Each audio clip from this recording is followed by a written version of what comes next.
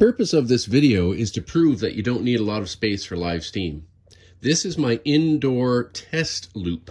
The track itself is 3 by 6 feet, just 3 feet by 6 feet.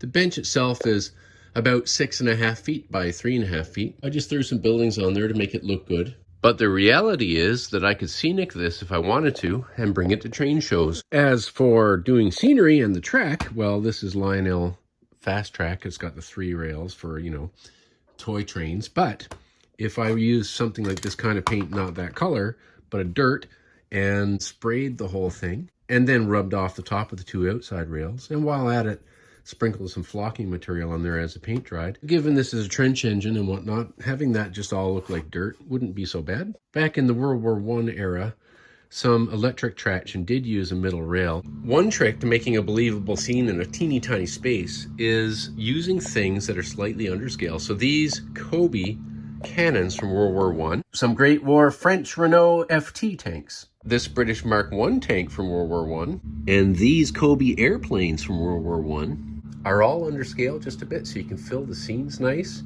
make it look good and busy and active without crowding out the space too much. A further example is that these rail cars are 1:19 scale. However, this truck is 1:24.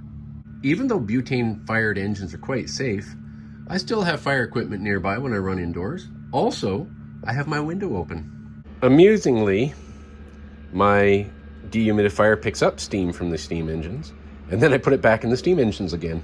Today I'm just testing my Mammoth rail car there. You can see it right in here. I'm running a Mammoth along with the Swift 16 just to see if they look good together, and they sure do.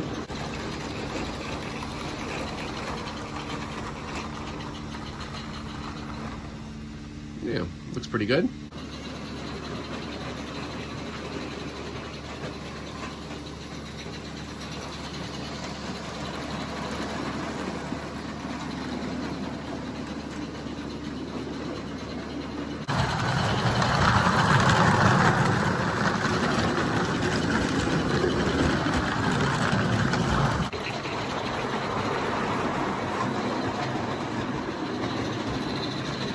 Prior, the fireman and the driver apologized for the diesel engine noise that was humming in the background through much of this video. They would also like you to subscribe and to share this video with others so we can have our hobby grow.